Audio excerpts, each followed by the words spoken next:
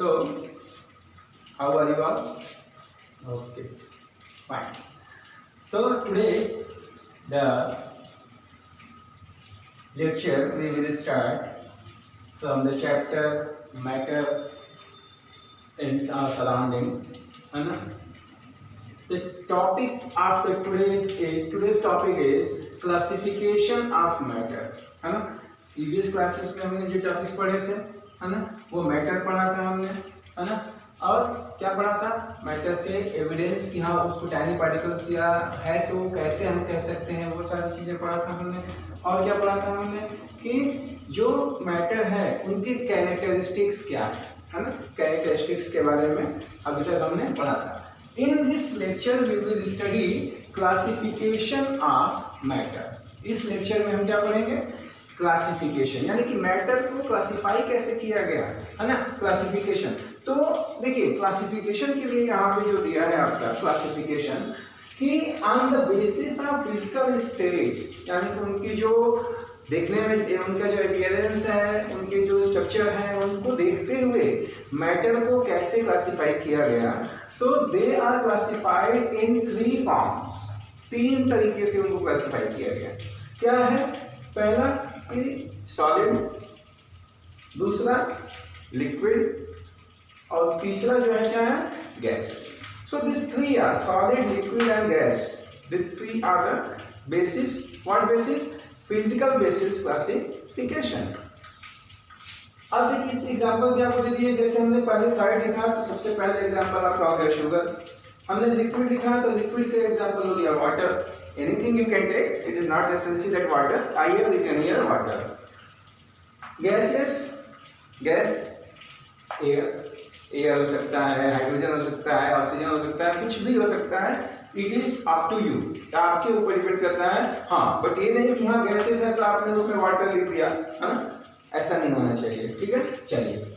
So now we will study कि जो solid, liquid और गैसेस हमने ये क्लासिफिकेशन किया, उनकी प्रॉपर्टीज क्या है, यानी कि उनके गुण क्या है, कैसे हम कहेंगे कि हाँ ये सॉलिड है, क्या क्वालिटी है उसकी कि वो सॉलिड है, क्या क्वालिटी है उसकी कि वो लिक्विड है, क्या प्रॉपर्टीज है, क्या क्वालिटी है उसकी कि वो गैस है। हाँ, कोई प्रॉपर्टीज होगी, कोई गुण होगा उसके अंदर।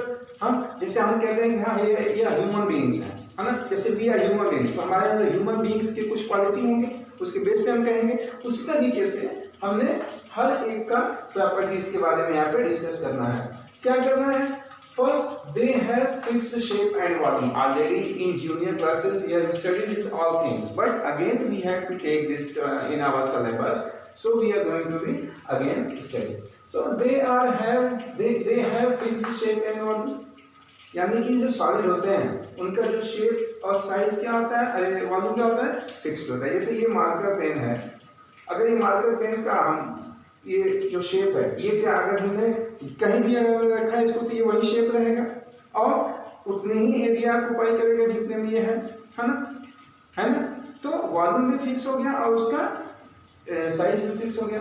They can be compress. अगर इस मार्कर पेन को हम चाहें कि दबा करके छोटा कर दें, अगर इसको हम दबा करके छोटा करना चाहें या ऐसे चिपटा करना चाहें तो क्या होगा, नहीं होगा। ठीक है ना, तो उसी तरीके से ये they can not be compressed. They have high density, density इसकी हाई होगी क्योंकि इसके पार्टिकल्स एक दूसरे से क्या होते हैं, दे अट्रैक्ट ईच अदर। आपने पिछली क्लासेस में कैरेक्टरिस्टिक्स जो पढ़ा था कि the particles of the matter attract each other. तो ये अट्रैक्शन इतना ज्यादा इनके बीच के पार्टिकल्स में होता है कि वो हाईली डेंस होते हैं। Do not fill container completely. अगर इसको हम मान लो कि एक बकेट लेकर के अगर उसके अंदर इसको रखें तो क्या ये कंटेनर को फिल करेगा, नहीं करेगा। किसी छोटे बर्तन में और रखें तो क्या ये कंटेनर को फिल करेगा, नहीं करेगा। ठीक है, तो they can't be fill container completely, जहां रखेंगे बस वहीं पे वो पड़ा रहेगा। They do not flow. अगर ये मार्कर पे हमारे हाथ पर है ना, तो क्या ये अपने से फ्लो करके कहीं जाएगी, नहीं जाएगी। ठीक है ना, बिकॉज दे आर सॉलिड, है ना, उनकी प्रॉपर्टीज में फ्लो नहीं है ना, वो दे कैन बी फ्लो। जैसे एग्जांपल के हमने यहाँ पर देखिए चॉक पीस लिया है। जैसे चॉक पीस आप देखते हैं बोर्ड पे लिखा जाता है, आप जानते हैं अच्छे से, रेड, ब्लू और ग्रीन कलर के चॉक हैं। इनको अगर हम कहीं रख दें तो क्या ये फ्लो होंगे, नहीं होंगे। इनका शेप देखिए जो फिक्स है वो वही है। दे कांट बी कंप्रेस, हम कंप्रेस करने जाएंगे तो ये टूट जाएंगे लेकिन ये दबेंगे नहीं।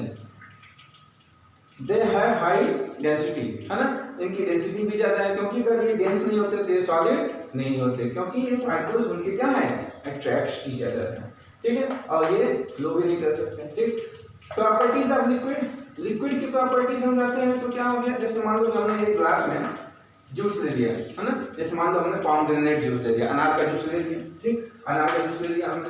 अब उसमें हमने क्या किया कि अब इसकी प्रॉपर्टीज के हिसाब से इसके कंपेयर देखिए, ठीक है ना। अगर ये ग्लास का जूस, ठीक, कहा है कि fixed volume but not fixed shape, ठीक है ना, ध्यान से सुनिएगा। अगर इसका जो वॉल्यूम है, अगर मान लीजिए ये कंटेनर 100 ml का है तो ऑलमोस्ट ये 50 ml की जगह कवर कर रहा है इसमें, है ना।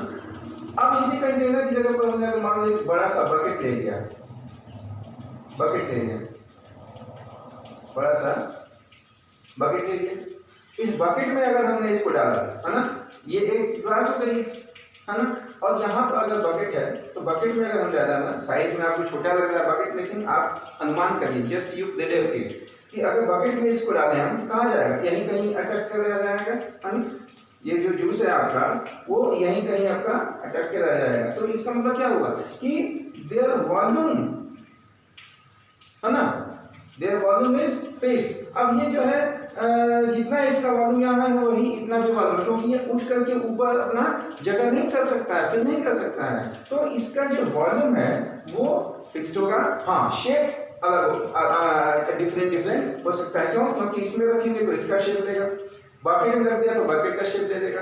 मतलब in which container you will keep the liquids, they will keep the shape of that particular container. दूसरा दिया है काइंड बी कंप्रेस मच।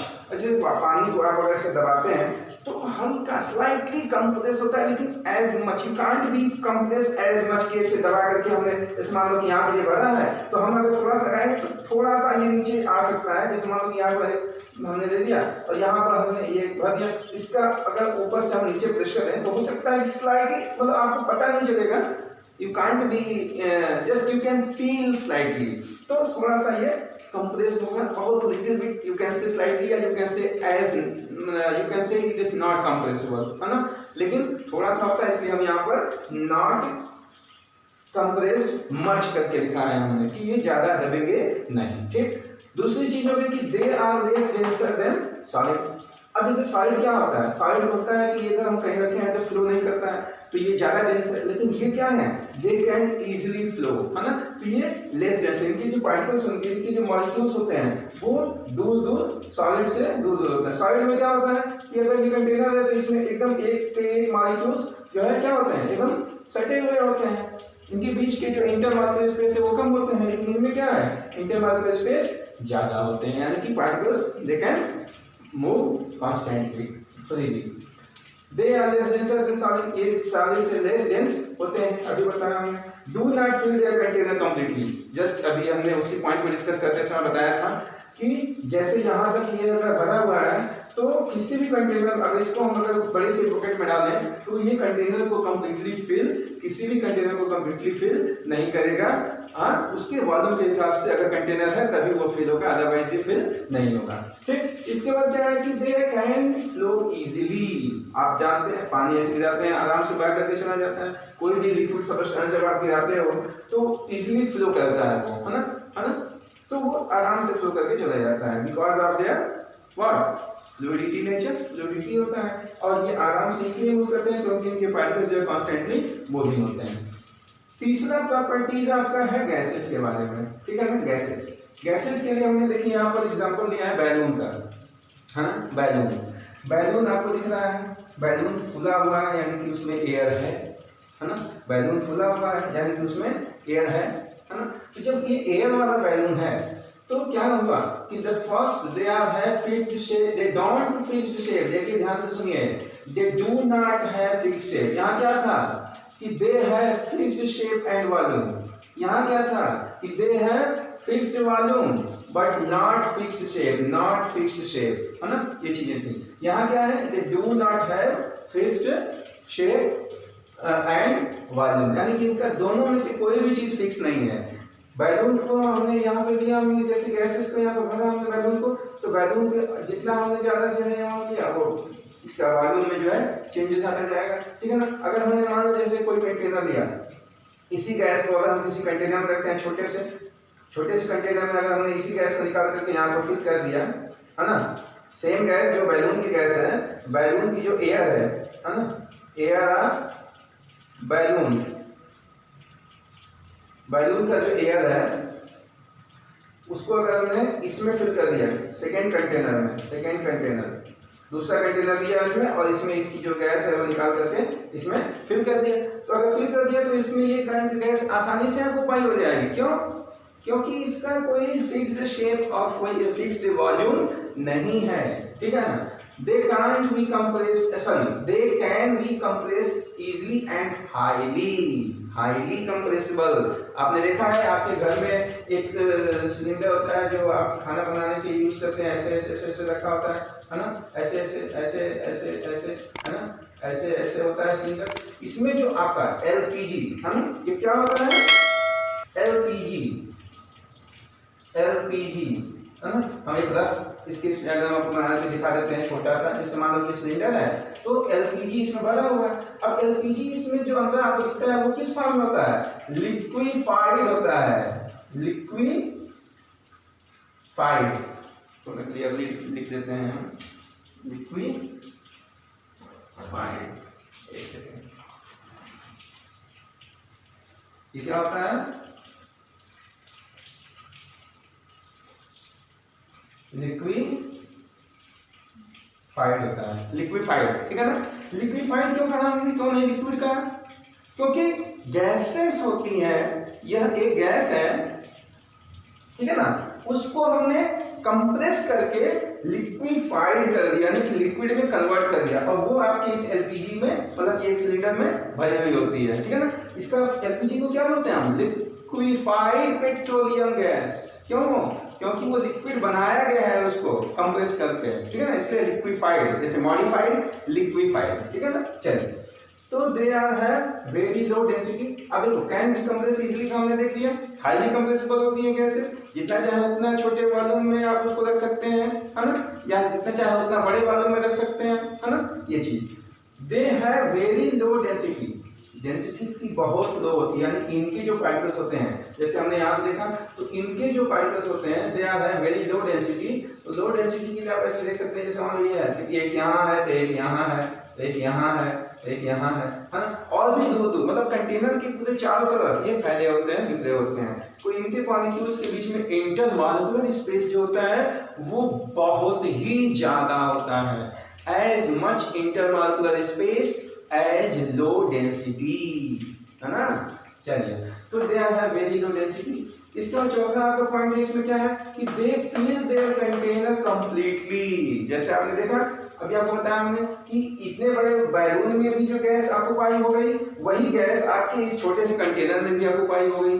और जहां पे भी हम किसी कंटेनर में हम इस गैस को रखेंगे, कोई भी गैस अगर किसी भी कंटेनर में हम रखते हैं, किसी भी कंटेनर में, चाहे वो कंटेनर का साइज छोटा हो चाहे वो बड़ा हो, एक गैस आप अगर यहाँ एक फ्रेग्रेंस, अगर आपने इंसेंस फ्रेग्रेंस अगर जला दिया इंसेंस स्टिक का, अगरबत्ती का, तो पूरे कमरे में फैल जाती है ना। लेकिन उसका इंटेंसिटी कितना है? बहुत लो इंटेंसिटी है उसकी निकलने की वहां से गैस की। लेकिन वो क्या होती है, because of the process of diffusion they can spread over the room, entire room, है ना, ठीक है। तो ये इजीली फ्लो हो जाती हैं और इसी वजह से पूरे कंटेनर को फिल कर देती हैं, ठीक है ना। They flow very fast and easily. जब पूरा कंटेनर फिल हो रहा है तो इसका मतलब है कि क्या है कि they are constantly moving particles, और आसानी से ये फ्लो कर जाती है। जैसे आप एयर ब्रीदिंग करके नाक से लेते हैं ना, तो कैसे आता है कि because they can flow easily. आपने एयर से ऑक्सीजन को अंदर एब्जॉर्ब कर लिया, अंदर ले लिया आपने, और फिर वो अपना काम कर रहा है। तो इसी तरीके से जो गैसेस होती हैं वो आसानी से फ्लो कर जाती हैं, ठीक है ना। तो this is your all about the classification of matter.